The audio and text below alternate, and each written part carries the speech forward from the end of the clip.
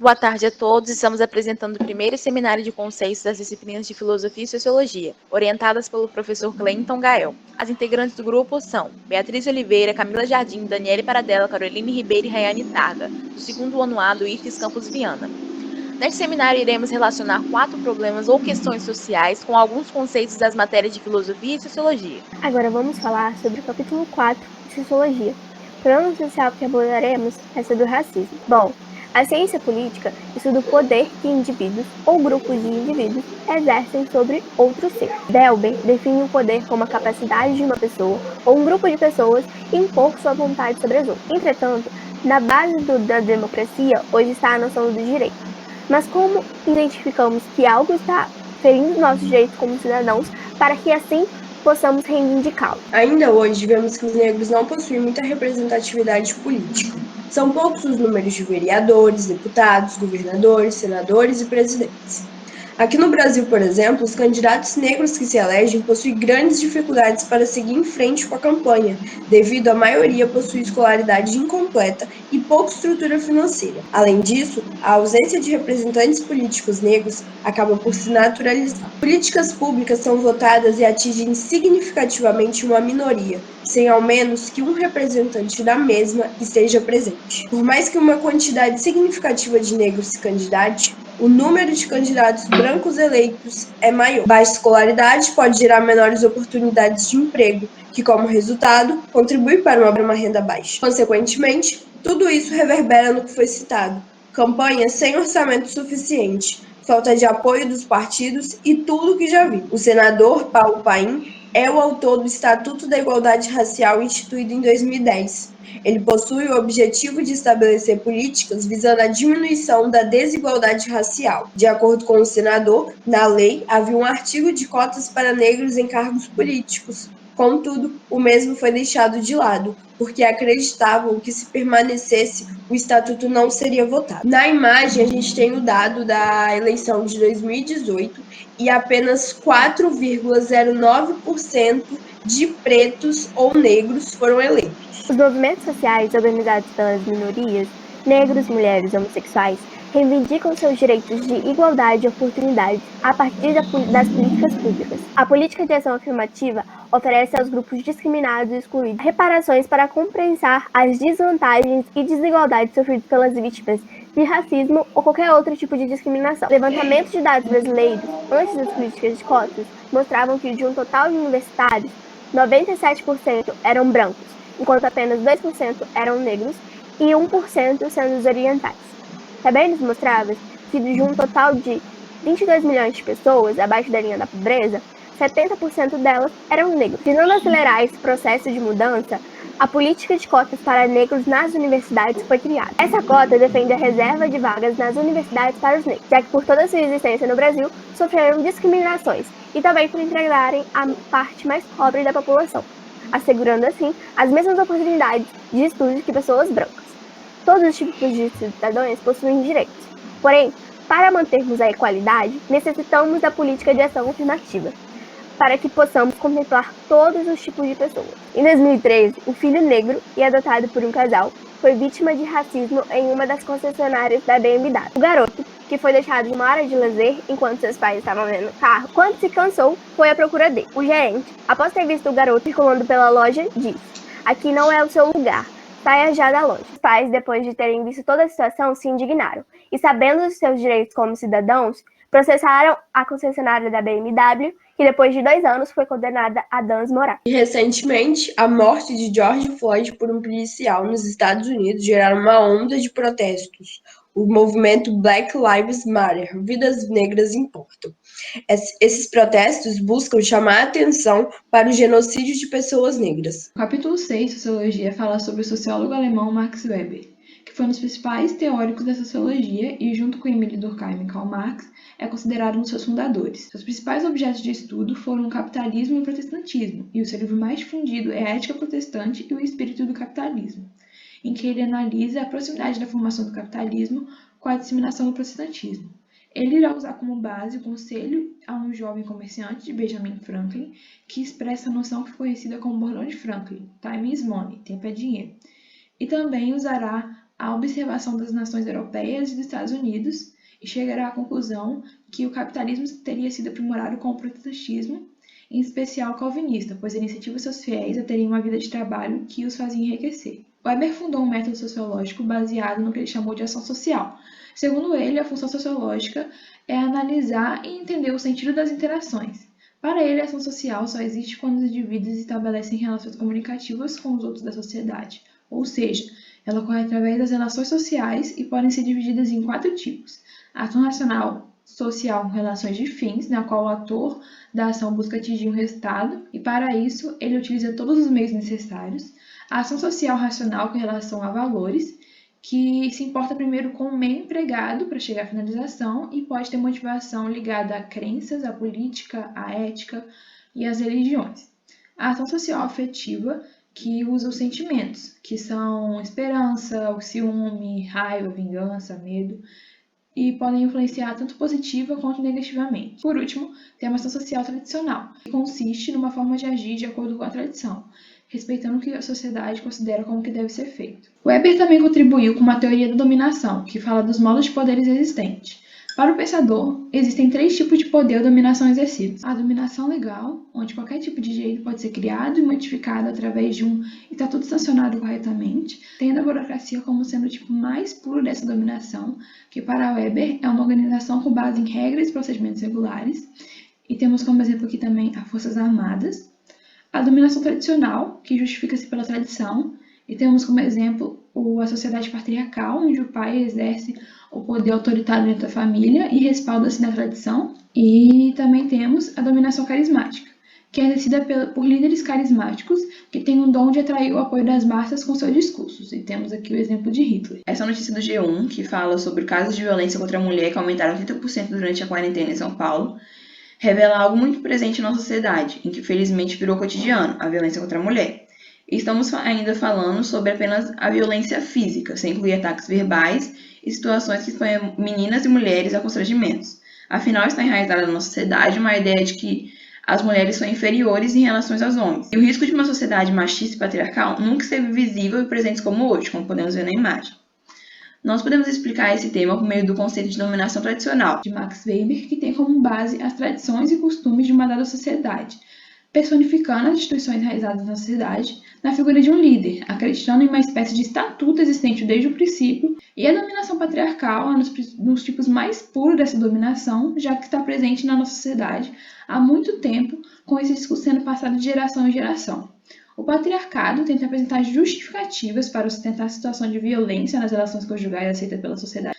A imagem de esposa ideal, obediente ao seu marido, fiel apesar de ser traída, e a valorização de habilidades masculinas, como a de controlar a esposa e corrigi-la quando necessário, caracterizam essa ideologia patriarcalista. Ela sustenta a ideia que o marido é proprietário da mulher, podendo dispor dela da forma que achar mais conveniente, como se fosse um objeto, uma propriedade sua. Valores patriarcais constituem um verdadeiro sistema de opressão da mulher, legitimando uma desigualdade entre os gêneros.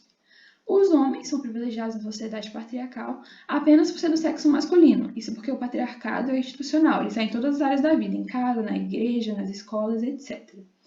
Mas uma coisa que a sociedade não quer enxergar é que ele mata todos os dias. Ele julga de maneira errada as atitudes das mulheres que andam sozinhas à noite e são estrupadas. Ele julga as mães que deixam seus filhos em casa e seguem a carreira profissional. Ele menospreza o trabalho intelectual de muitas mulheres e coloca homens como juízes sociais intocáveis. Bom, agora vamos utilizar o livro de filosofia para associar esta notícia de que Bolsonaro pode manter o slogan Deus acima de todos no governo com alguns conceitos abordados no capítulo de ideologia. Ideologia se manifesta em grande quantidade em nosso cotidiano. O sentido mais geral e positivo do conceito de ideologia costuma ser o conjunto de ideias, crenças ou opiniões sobre algum ponto sujeito à discussão. Mas também temos o conceito marxista de ideologia, que consiste em um conjunto de representações e ideias, bem como de normas de conduta, por meio das quais o indivíduo é levado a pensar, sentir e agir da maneira que convém à classe que detém o poder. Bom, dentro da ideologia temos algumas características. Primeiro, naturalização. Consiste em aceitar como naturais situações que na verdade resultam da ação humana e como tais são históricas. Segundo, universalização, posição de valores como se fossem universais. Terceiro, abstração e aparecer social. É o processo mental em que as ideias estão distanciadas dos objetos. Lacuna, mutação de algo que não pode ser explicitado. E por último, inversão, que é entendimento do que acontece socialmente, que inverte a relação entre causas e consequências. Bom, nesse sentido, podemos ver esta frase que foi dita pelo atual presidente Jair Bolsonaro como parte de seu slogan de campanha.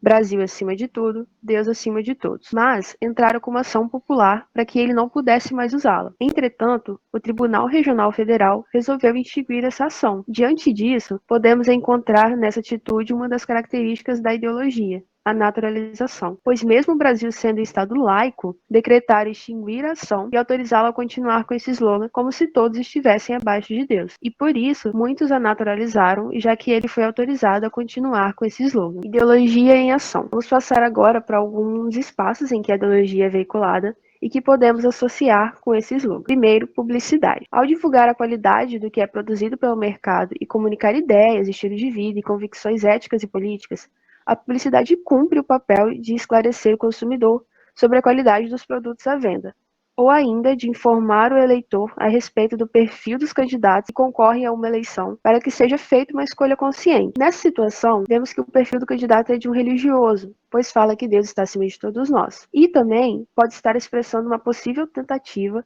de impor uma religião, visto que não se deve ligar a religião à política, e também por sermos um Estado laico. Mídia. A divulgação de ideias é possível também pelos meios de comunicação de massa, como jornais, revistas, televisão, internet, entre outros. No entanto, nenhum relato é totalmente neutro, porque sempre existem interpretações subjetivas de qualquer acontecimento. Embora se tratem de um recurso necessário, acontecimentos que deveriam ser divulgados são às vezes intencionalmente ocultados dos cidadãos e informações tendenciosas deformam os fatos. A diferença entre a informação ideológica e a não ideológica é que a primeira veicula interesses de grupos restritos e, desse modo, se transforma em um instrumento de poder, impedindo o pluralismo de ideias. Já a informação não ideológica é aberta à discussão e oferece espaço para debate e a divergência de opiniões. Essa frase, esse slogan, seria uma informação ideológica, visto que quando é dito Deus acima de todos, se associa a um grupo restrito, no caso os protestantes, e impede o pluralismo de ideias, já que impõe que Deus está acima de nós. Portanto, a liberdade de imprensa e o pluralismo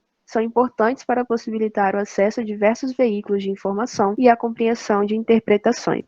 Agora vamos relacionar o capítulo 8 do livro de filosofia, que fala sobre lógica, com uma questão social onde Bolsonaro, presidente do Brasil, fala que fome no país é uma mentira. No ano de 2019, durante um café com o atual presidente do Brasil, Jair Messias Bolsonaro, um problema social foi levantado à discussão por jornalistas estrangeiros correspondentes da imprensa internacional, cujo presidente negou que houvessem pessoas passando fome no Brasil. Um representante de um jornal espanhol denominado El País se pronunciou ressaltando o posicionamento do atual presidente da Câmara dos Deputados, Rodrigo Maia, que manifestou uma certa preocupação com a desigualdade do país. Ela, então, perguntou ao presidente Bolsonaro quais medidas o governo estaria tomando para tentar reduzir o nível de pobreza no país. Em resposta à pergunta feita, Bolsonaro afirma que não há fome no Brasil, dizendo: falar que se passa fome no Brasil é uma grande mentira. Passa-se mal, não come bem. Aí eu concordo, agora passa fome não.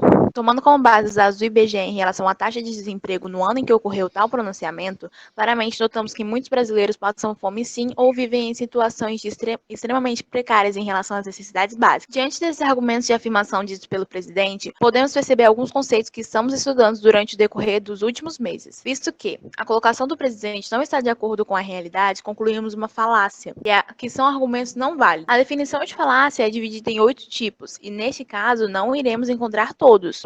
Um tipo de falácia que podemos encontrar é o argumento de autoridade, que pode ser um raciocínio aceitável, desde que a autoridade tenha conhecimento sobre o assunto. E neste caso, nota-se que a autoridade presidente do Brasil não tem o domínio certo sobre o assunto tratado, que é a fome. Agora, se abrirmos um parêntese e utilizarmos a autoridade do presidente da Câmara dos Deputados, notamos que na colocação dele citada, não encontramos essa ideia inicial de falácia de autoridades, pois a posição dele condiz com a realidade, logo o argumento dele é válido. Seguindo a linha de raciocínio em relação à fala do presidente, outro tipo de falácia que temos na argumentação é a falácia de generalização apressada, que é muito comum, pois ela consiste em chegar a conclusões tomando por base apenas um ou poucos fatos. E na frase, claramente, Bolsonaro generalizou de forma incorreta, pois no Brasil não precisamos ir longe para nos depararmos com pessoas passando por situações de fome e miséria. Mais tarde, no mesmo dia, após certa repercussão da polêmica, Bolsonaro logo se pronuncia e ameniza a fala dizendo: alguns passam fome. Fala que o levou a se colocar em contradição, porque antes não havia fome no Brasil e de uma hora para outra alguns brasileiros passam fome. Vamos tratar o problema acima utilizando um tipo de argumentação chamado de silogismo, que é basicamente o raciocínio dedutivo, onde se encontra 3 preposições, onde a última é a conclusão e depende logicamente das 2 primeiras, que são chamadas de premissas. Portanto, o silogismo é formado por um termo médio, que é a conclusão, um termo maior, incluso na premissa maior, e um termo menor, que está incluso na premissa menor. Se tentássemos construir uma dedução silogística com relação à questão que estamos tratando, não conseguiríamos obter um resultado de argumento válido. Vejamos. Nenhum brasileiro passa fome. Alguns brasileiros passam fome. Logo, não conseguimos chegar a nenhuma conclusão. Bom, nessa tentativa de deduzir a fala do presidente por meio do silogismo, temos que, na premissa maior, uma proporção universal negativa, que é a palavra nenhum. Na premissa menor, temos uma proporção particular, que é a palavra alguns. E o nosso termo médio, que deveria fazer ligação entre os termos anteriores, não existe. Entretanto, não chegamos a nenhuma conclusão, pois a argumentação silogística existem algumas regras, as quais não conseguimos encaixar nessa questão. Não tem sentido dizer que não há fome no Brasil, o que significa que nenhum brasileiro passa fome, e logo após dizer que alguns brasileiros passam fome. E por isso temos que a premissa maior é falsa, a premissa menor é verdadeira, porém a conclusão seria inválida ou inexistente. Após a tentativa de amenizar a fala, Bolsonaro foi questionado se estaria recuando sobre a afirmação de que não havia fome no Brasil. O presidente se irritou e disse: pelo amor de Deus, se for para entrar em detalhes, eu vou embora. Eu não tô vendo nenhum magro aqui, falou referindo-se aos jornalistas ali presentes. Agora vamos voltar ao conceito de falácia e analisar essa terceira fala. No tipo de falácia de conclusão irrelevante ou ignorância da questão, temos que ela consiste em se desviar da questão principal. E percebe-se claramente que quando foi contestado, Bolsonaro prefere não entrar em detalhes sobre o assunto, então tenta se desviar do problema principal, mudando o sentido da conversa.